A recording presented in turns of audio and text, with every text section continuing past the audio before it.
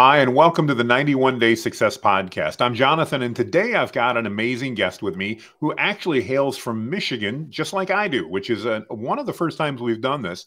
I've got with me today Michael Tandarich from Tandarich Agency, and I'm probably saying that wrong, Michael, so can you tell everybody how am I supposed to say your name, and tell me just a little bit about you. Let's give us the elevator pitch introduction, if you would. Yeah, you got pretty darn close, so you're good. I've had so many people completely butcher it, but it's Tandarich, so it's tricky, but hey, you did a great job. To give you a kind of elevator pitch, basically, I run a marketing agency and we do custom website build outs for clients and digital ad campaigns. I've worked with Shark Tank products, e-com brands we've taken from like 6 figures to multi 7 figures, a lot of different service-based companies. And I've done a lot of really awesome work. On the personal side, like you said, live up in Traverse City, Michigan. So 5-10 minutes from the lakes. I'm married, have wife, 4 kids. And yeah, I love cars, love dirt biking, jet skiing, all that kind of action sports stuff. So yeah, that's kind of the elevator pitch overview. Well, I appreciate that. And I got to say, you live in one of the most beautiful places, literally in the entire nation for those type of things, whether it's, hitting the lakes on the Sea-Doos or headed out on the dirt bikes or just enjoying nature. Traverse City is absolutely gorgeous, as we were talking about a little bit in the pre-call. Just a great place. I'm thankful I only live a couple hours away. So, Mm-hmm. so talk to me a little bit about your agency. Obviously, you're doing websites, you're doing digital marketing and all that. How did you get started in that field, Michael? I know you've got a different background. And then ultimately, I want to talk a little bit about how did you get plugged in with a couple of these Shark Tank clients, because I think that's a really exciting bit. But let's start kind of, I guess, at the beginning. How do you get into this business and how do you get started as an agency in the first place? Yeah, so when I was younger, both my uncles were graphic designers and illustrators. So one designed Spider-Man toys and Pretty Little Ponies at Hasbro, kind of Very a cool. range Yeah. there. And then the other one worked at Cartoon Network and Disney.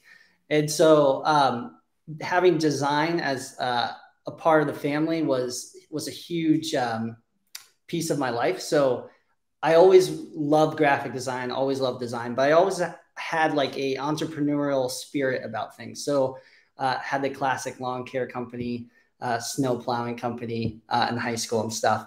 I used to design like the graphics on the bottom of skateboards and sell those. Hmm. So a lot of that kind of stuff. So in high school and in college, moving into college, I started app development and started really understanding the tech space of things. So, graphic design is fantastic. However, when it comes to pitching that to a business, it's a lot harder to be like, hey, here's the ROI that you got off of your graphic design piece, So there is one, but it's a lot harder to pitch that than, something like a Absolutely. website or digital ads that you can show data points on. So throughout college, taught myself those type of taught myself coding, taught myself how to build out websites and everything. And then after college, got a full-time job, got married, had our first kid. And then right before our second kid came, I quit my job like the week before or the week after my kid came. So pretty Wow. stressful time. Yeah. And I had been pushing running my business at night and working on getting new clients and stuff up until that point. But literally quit my job. And then just from there, just kind of took off doing cold calls and meeting people and slowly getting referrals. And so I've just grown it from there. So Very exciting, very cool. That background is super, super interesting. Think about, designing skateboard designs and stickers and graphics and things like that into digital marketing.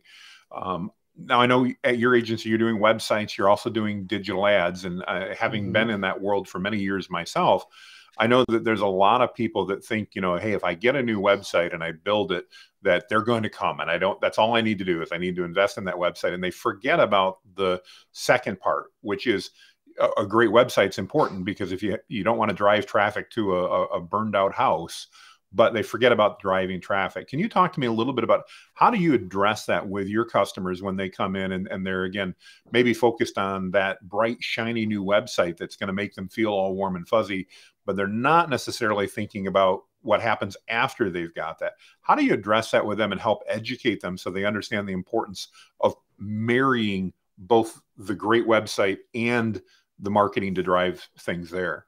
Yeah. So I think a big thing is like you can have the greatest looking website or the greatest product on the planet, but if no one's coming to it and no one's looking at it, then there's no point in even having it, honestly.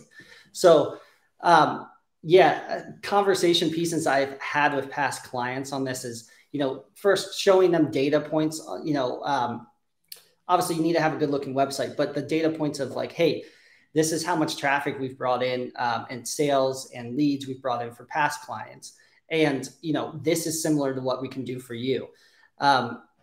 There's so many things where, whether it's down to SEO, digital ads, referrals, social media, email marketing to drive traffic to your website. But if you're not doing that, you're not going to be getting the results that you want with your new website. So it's one of those things where you put the effort in to make sure you have a good converting website, good looking website. But if you're not putting the effort in to drive traffic to it, then there's kind of no point in doing the first initial investment. No, I couldn't agree with you more. I'm sure you've had this experience as well, but talking to prospects that, go, I don't need a new website. I'm just going to spend more money on ads. And you go look at their website and you're like, yes, but you're driving people to the equivalent of a burned out building in the worst part of town. And if you have a grand opening there, nobody's going to get out of their car and walk into your store. Yeah. You need a decent website. And I'm not saying it has to be perfect, but you need one that's designed, that's going to work well, that's going to appeal to that buyer that you want to work with, and also, convert. So yeah, I'm sure you've had that as well. Yeah. One of the things I know I've run into a lot, and I'd love to get your perspective on, I know we've got other agency owners that are watching as well. How do you deal with that client that thinks what they want is exactly what their prospects want and their target audience, when as a professional marketer that those two are not necessarily the same? How do you address that with a client when you get them to that point? Or I guess, how do you get them past that point of going, your perspective is valid, but it's not the only one you need to consider if you want to be successful? Yeah, I find that whenever I'm upfront with my clients or prospects right at the beginning, that's where we have the best relationship. I find whenever I don't do that, the whole entire project goes off the rails and they don't get the results that they want. So I always kind of have a conversation of like, listen, like, you're a professional at, installing HVAC units, or you're a professional at selling, your product or service. We're professionals at, getting you leads and getting you sales and figuring out how to fix your site up so that, you can get those things. To kind of go back on your last one too, we completely redid a website for one of our clients and saw a 40% increase in their ROI with their ads. So there's a lot that goes into it. There's also the social proof of, having a good looking website.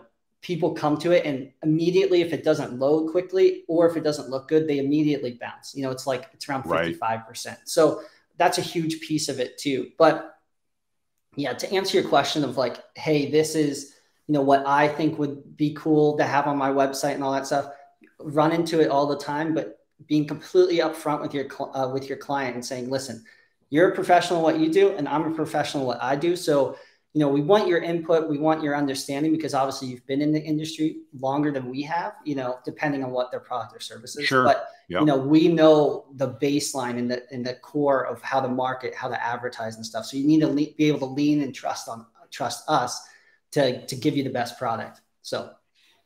Oh, I love that communication strategy. And I totally agree with you. Being upfront and just candid while being keeping a smile on your face is really a critical part of that. So, over the years, we've seen a lot of changes in the web business in particular. Originally it was just, do you have a website? And then is your website responsive a number of years ago? Is it going to be mobile friendly? As you look, and I don't know how good your crystal ball is, Mine's not always great. In fact, oftentimes I think it's cracked. But as you look at the next couple of years, Michael, what do you think are going to be some of the important aspects that businesses need to be looking at as it comes to their website, and not just resting on their laurels?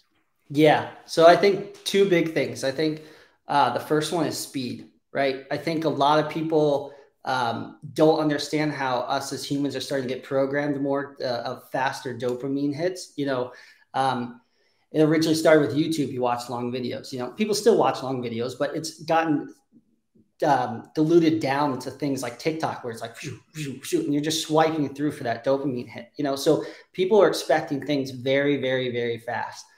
So what does that mean on the website side? Well, one, you need to make sure your website's fast, but also like get to the call to action quickly. People, their patience, their length of time of willingness to deal with those kind of things is very small. And then I think it's just going to get smaller, so how quickly can we get people to check out? That's why I think, along with wanting to keep them on their platform, but like Facebook, Instagram, TikTok, they're selling products directly on the platform, because it skips that step of, obviously there's the piece of them not wanting people to leave their platform, but Right. There's also the piece too of how quickly can we do this? You even look at Amazon, they have their whole checkout process, like one-click purchase and it's done, because they don't want to go through all those steps, read everything. Like how quickly can we get them through the call to action stuff? I think the other thing too is the AI space. I don't think right now in like 2023, 2024, like we should be extremely worried about it. But I think in the next like 4 or 5 years, like starting to look at that and realizing, okay, how is that going to affect the way our websites are laid out and how people interact with them and stuff? So I think that's really good insight. I think your crystal ball is pretty good, at least from my perspective. I agree with where you're coming at. I think the speed issue, I think, cannot be taken enough into consideration, because you're right. We're continually, our attention spans and our ability to wait are just diminishing, I think every single month, quite literally. I think, like you said, I think AI brings with it a lot of interesting possibilities. I think probably one of the biggest things we're going to see there from a website perspective, and then we'll tie that into digital marketing in a minute, but is the ability to provide answers to your prospects when they're there, whether that's 2 PM or 2 AM, that when they're looking for things, that they're going to be able to come to websites, and instead of clicking on menus and going to services and all that, I think, and I could be totally wrong because I've not seen it, I think we're going to see websites getting to that point where you get basically a splash page that says, okay, I'm in the right spot, and it's, what do you want? And then you're going to ask a question, and that AI that now knows not only your website, but knows your policies and knows your pricing and knows about your product offerings and your services, and all of that is now going to be there. And then the job is for your website to not only provide that information, but then it reminds me a lot, if you've ever used perplexity.ai, it's an actual search engine that, if we go to Google and we try to Google something, it's going to give us a list of sites to go to. Yeah. If you go to Perplexity, it actually answers your question by looking at those sites, and then also gives you a list of sites to go to. And I kind of foresee that's where I think websites are going, that they're going to do something very similar. It's like, okay, here's the answer, and here's 6 pages you could do a look at, or 2 pages that are going to get you where you want to go. But yeah, we'll have to see where that goes. How do you think that relays into the digital ad side? Because obviously we're seeing things changing, in my mind, even faster on the digital ad side with the different platforms and what's happening there. And then an add-on question, I probably shouldn't do 2 at once, but how important from your perspective is it that the businesses that you're working with not only have a good website, but also are taking a look at doing the things on social media and YouTube and other areas like that to develop, basically an expert status? I had a conversation the other day with somebody who's, the only thing they do is Facebook ads. And they told me, I've not validated, but they actually told me that when their clients have that online expert status, when they are out there doing social media regularly and doing videos and writing blog posts and all the things that, of course, are recommended, but my clients never want to do it. I'm sure yours never want to do it either. But they were actually saying they're getting a 2 to 3 times return on the ad spend when they have that versus not. So I'm just curious, what do you see happening in the digital ad space? And do you think that that omnipresence or online authority, for lack of a better term, is important? Yeah. So great questions. The first one, I think the algorithm and things on the digital ad space speed up way faster than the website side. You know, Yeah. algorithms are changing all the time. You're dealing with economy, you're dealing with people's interaction, you're dealing with trends, even especially if you're running like ads on Instagram and Facebook, you know, Instagram trends, meme trends, like things are changing literally hourly on the digital ad space. So there's a lot to tweak and work on and test and everything. So that kind of answers the first question. The second question, the omnipresence. It's one of these things where you have to balance it with where you're at with your business. You know, Great point. there's LinkedIn, Facebook, Instagram, X or Twitter. There's Alignable, there's YouTube, there's just tons and tons of stuff. You know, there's Vimeo, there's Hulu, whatever. You know, just tons of platforms where people attentions are at. You know, so I think the most important thing is figuring out where your target market is and then really getting good at that. So that I think the other thing too is creating a core piece of content, right? So a podcast or a YouTube, and then breaking that down into smaller pieces for these other platforms.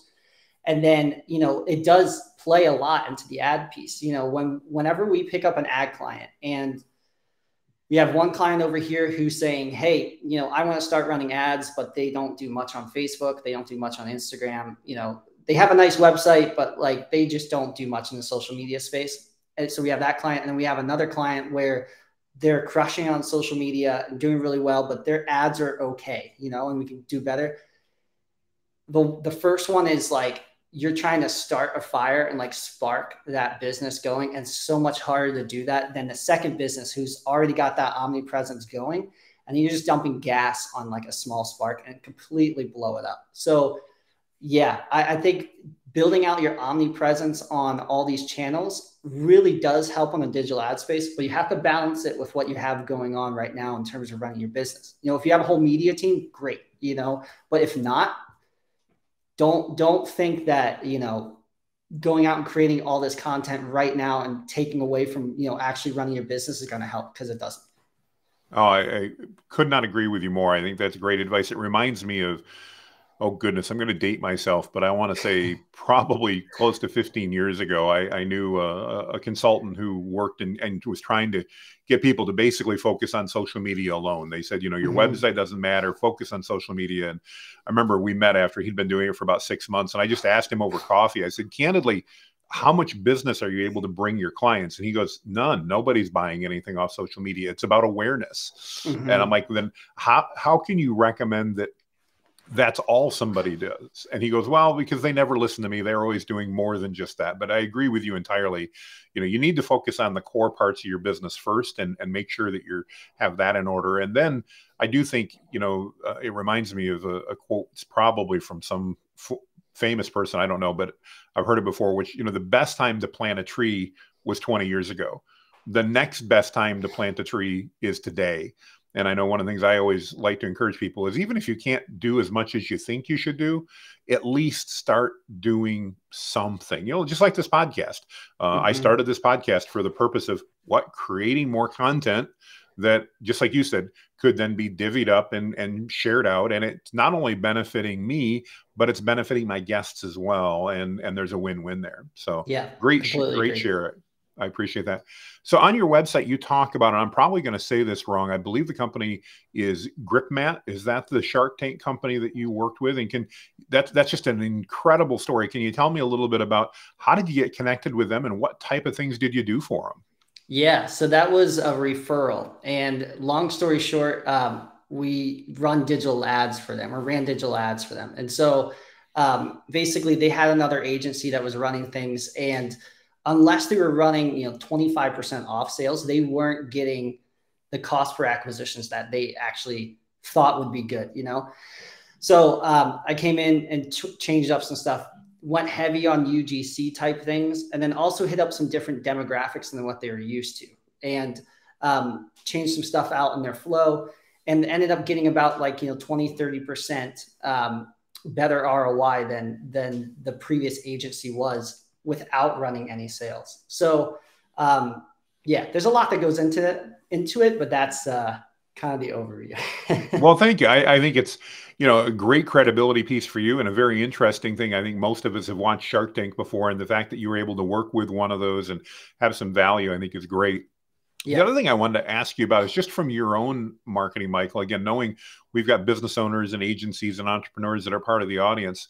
But one of the things I noticed right away when I was doing my pre-research on your website is you've got a great call to action about learn for free. And I'm going to guess I know what that means, but I'd like you to tell me a little bit. And then I'd also like you to address as part of that, how I know a lot of business owners, they struggle with, I can't tell them what I do because they're going to do it if I tell them. Mm-hmm. And I'd love you to incorporate that into what you're doing and learn for free, why you do that. And aren't you worried that if you teach people what you do, that you're not going to have any business? Yeah. So I'm really excited about this piece of the business. So this is something that I've started implementing recently. And essentially what it is it's a free marketing newsletter, right? But it's not a normal marketing newsletter where, once a week you get, an email and it's kind of annoying. You just put it in spam or delete it. Yep. The purpose of it is every single week I'm breaking down the exact strategy or tip that we're using on, Shark Tank clients, these e-com brands that are multi 7 figures, multiple service-based companies, and giving you that exact tip, breaking it down exactly how to execute on it.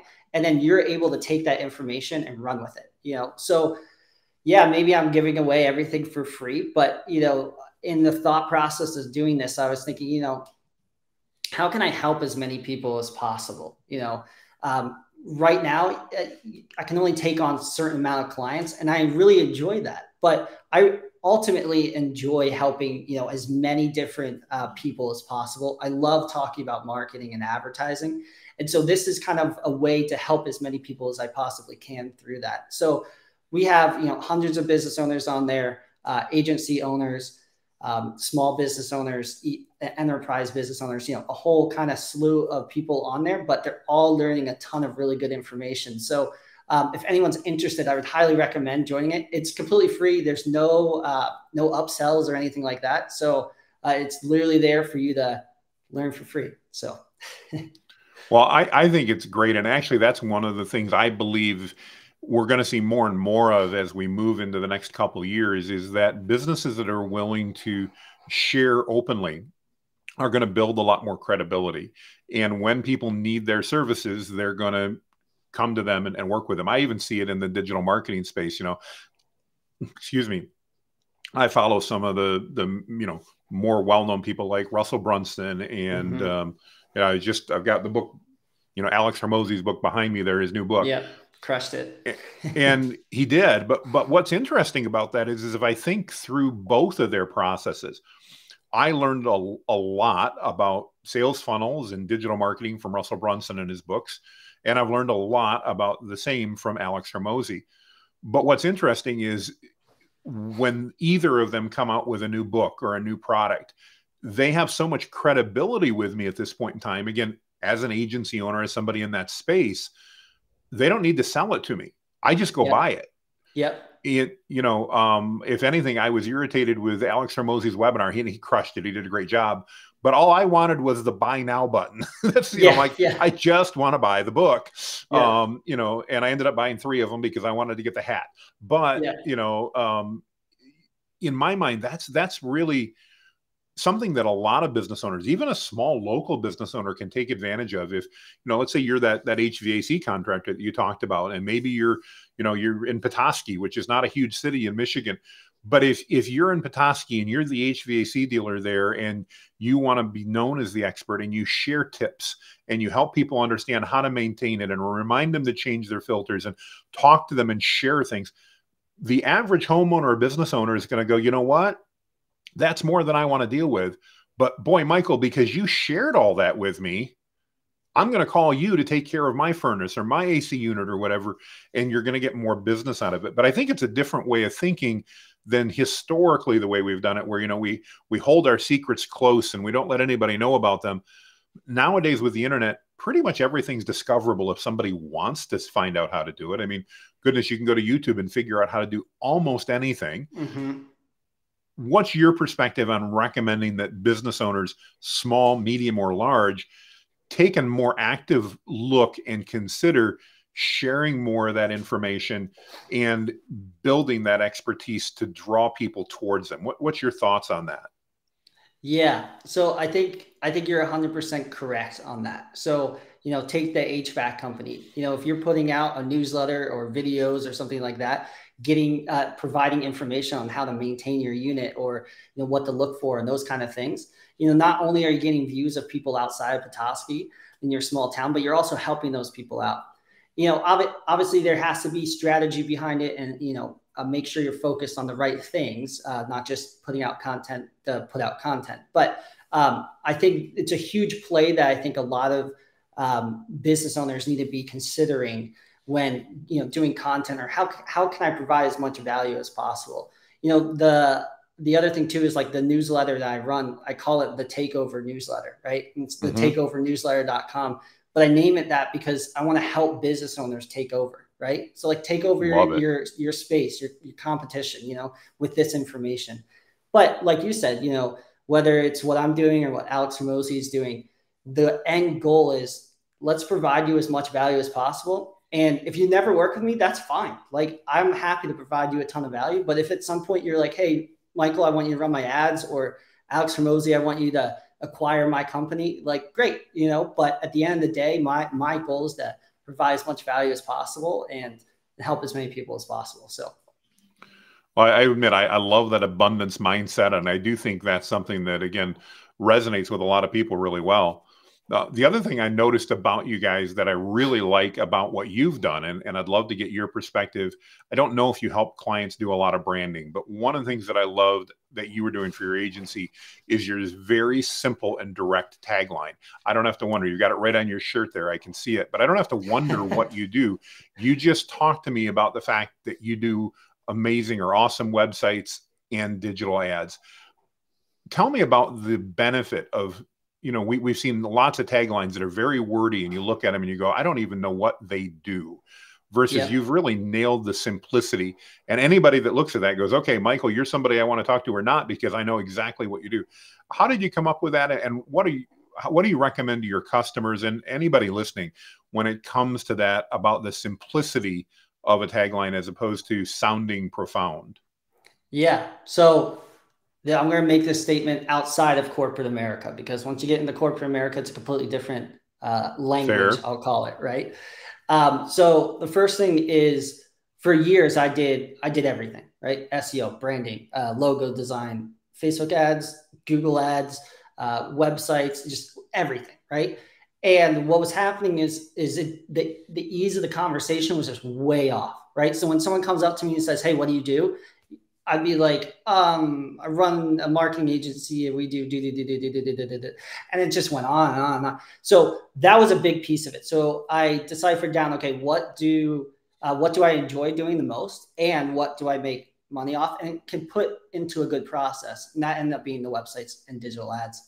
I think the other thing too, and this goes for any business, if you look at Chick-fil-A, they actually have the least amount of items on their menu, right? And majority of people in the United States read on a third grade level, right? So the point is of making that statement is you have to distill down all your things to a third grade level and make it super simple. Like I said, the Chick-fil-A menu has the least amount of items. People get confused when, they're reading these long wordy things, or they're having to make a million decisions.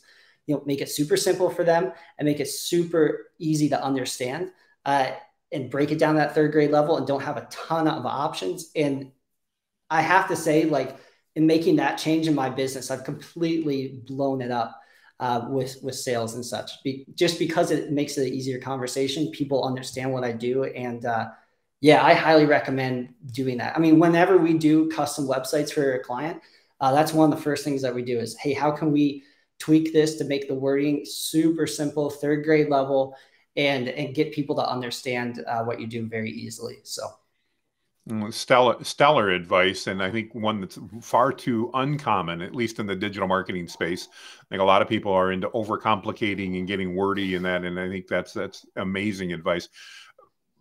Talk to me a little bit about that transition that you made. You talked about how you used to do everything, and I think that's where we as digital marketing owners tend to start at, especially when we're in startup mode, because we need some revenue. And I can design a logo, sure, I'll do that, or I can run this, I can do that. Or talk to me about that aha moment, so to speak, when you came to that realization that, not necessarily having a niche where I only work with one type of company, but having a niche where I only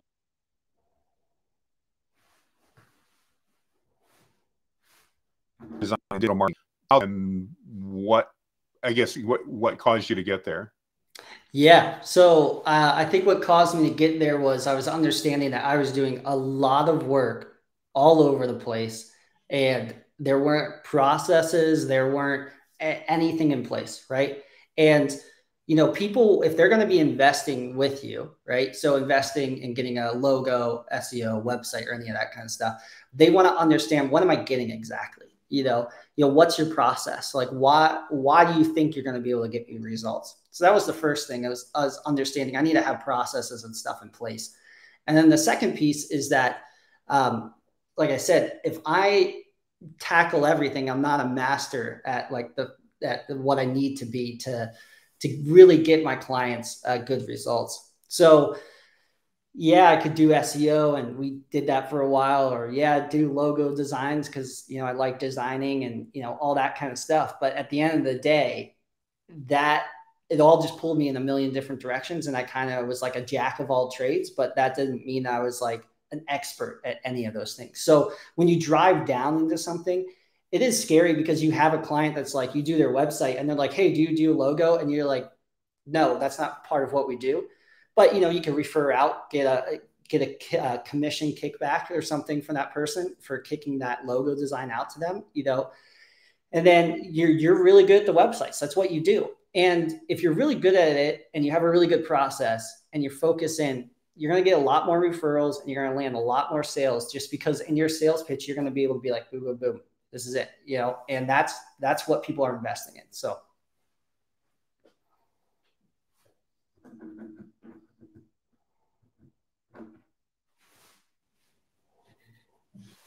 All right. I think I'm back there. I lost my internet connection, died there for a minute.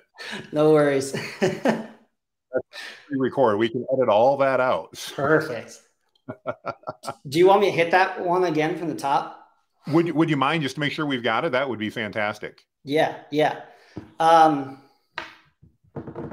What was the question again? Sorry. So basically, you came to that aha moment, that observation of going, okay, I need to do a couple things and be really, really good at those, as opposed to being a jack of all trades. Just kind of tell me about that aha moment and what that's meant to your business. Cool. Yeah. So I think the big moment for me was understanding, I don't have a process here. So in my sales, I was just all over the place. People would be like, hey, like, what can you do? And then I type out huge proposals and spend a bunch of time on that and build out strategies for people, because I'm like, I can do SEO, I can do logos, I can do websites and all that kind of stuff. But, being a jack of all trades doesn't allow you to be a master at one or two things. And that's what people want to pay for, is those masters, right? So I really dove down and was like, hey, what am I really good at? What do I really enjoy? What brings in good money? And I funneled those down to custom websites and digital ads. But with that too, I was able to build out the process for people. So when I have a sales call about websites, hey, this is our 5-step process. Like, this is what you're exactly getting for this amount. Digital ads, hey, these are the results you've gotten. This is the questionnaire form you got to fill out, all that kind of stuff. And we focus in on those things. I think as agency owners, we kind of freak out and we're like, wait a second, like, if I'm just going to focus on websites and digital ads, like, someone else is going to scoop in on the SEO side and take a crap on my website and say it looks horrible, and then say bad things about my business, which that happens all the time. It does.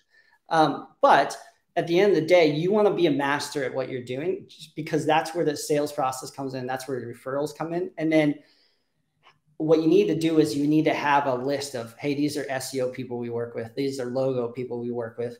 Get a kickback, get a commission, because you always need to be making money, but have those people come in on your project instead of them just going out and finding random people that are going to end up trying to swoop in on your space. So yeah, I think that was the big aha moment. Was I didn't have a sales process that was really good, and I was just all over the place with my stuff. So Well, I think, an amazing share, and that just made the entire podcast worth it right there. I think so many of us as agency owners, as business owners, as entrepreneurs, you're right. We get so worried about what might happen that we then don't focus on becoming that expert. And you're right. That's what people are coming to us for. They're paying for our knowledge, our experience, our expertise, because that's what they want, and that's what they're going to be willing to pay for. And in my experience, at least, probably yours as well, I think people are more willing to pay for that, probably pay more for that when you're an expert, and they're much more loyal to you because of the fact that you're not a jack of all trades. You're somebody that's a specialist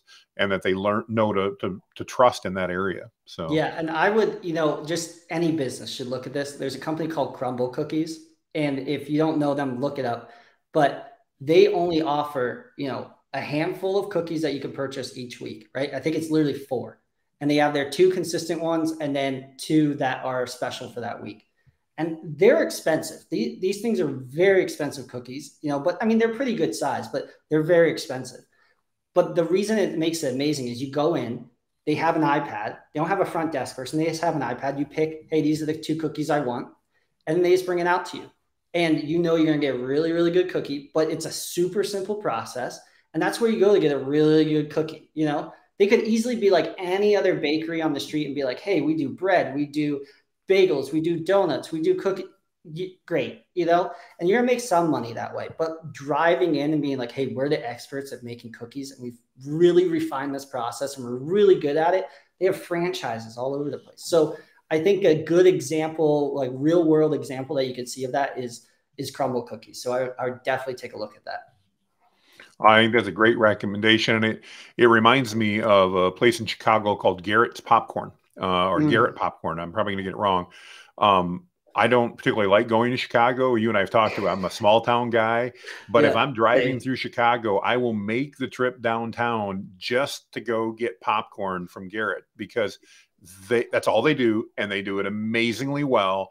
And I can't find that anywhere else. And like you said, it's expensive. I mean, you buy a little bag of popcorn, it's $20 or something like that. It's crazy, but it is so good that it's worth the effort to go there. And I've never gone there and not had a line out the door, not once. So yeah, great example, and a great way to share that. So, well, Michael, one of the things that I always love to ask, our podcast is called the 91 Day Podcast. And as I shared with you prior to the call, that's based on really the theory of, if you had to start over, you were advising somebody that was going to start over, and they had $1,000 to build a business. The rest of their bills were taken care of, but they had $1,000 to build a new business. And they had a goal of how do I build that to generate, roughly 10 grand in revenue in the first 3 months or 91 days. What would you do, or what would you recommend somebody do as far as activity for that first 91 days, knowing they couldn't just throw tens of thousands of dollars into ads? Yeah, it's a great question. So if I was starting with $1,000 or even $0, and I had 90 days to build up my business, I would go out and offer to do that work for free. However, I would offer to do it for free for a month, completely crush the results, and say, hey, if you're happy with the results at the end of the month, it's X amount starting month 2 and on. And that's literally what I did with my business, and built it from literally nothing. I had no Rolodex, no contacts, nothing. But I went out, I pitched people. I said, hey, this is what I would do if I came in and did all your marketing and handled your advertising. And I didn't have results. I didn't have past people that I could be like, hey, this is what we've done for Shark Tank products or anything like that. I would show them, hey, this is my plan. This is what I'd like to do. And then I would do it completely for free for a month. I know everyone freaks out when you offer to do stuff for free, especially in the service-based industry, and because you can get taken advantage of. But if you have that line in the sand of saying, hey, after this month, you have to pay for it, and be very confident in what you can do, then that's what I would do. And then just what's your number of having to hit, 10 grand, a month. So maybe you need to land 10 people. So I'd try to lock in 20 and then land your 10. So I think it might seem like pretty far out, but that would be the exact process I would do. And it's definitely doable. I'm biased, but I love that answer.